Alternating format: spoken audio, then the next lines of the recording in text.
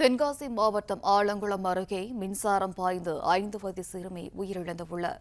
கூடுதல் விவரங்களை வழங்குகிறார் செய்தியாளர் சாம்வேல் பிரபு. சாம்வேல், வணக்கம். என்ன நடந்தது சாம்வேல்? விவரங்களை நீங்க பதிவு பண்ணலாம்.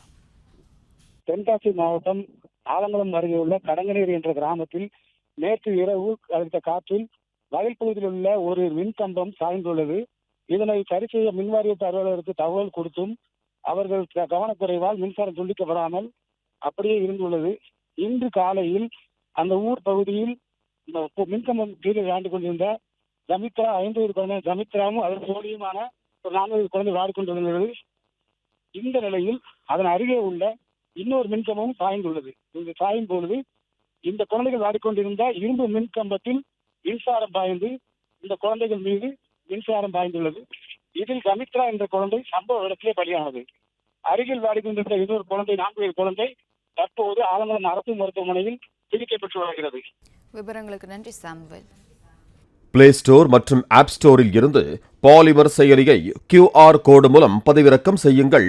செய்திகளை உடனுக்குடன் பெறுங்கள்.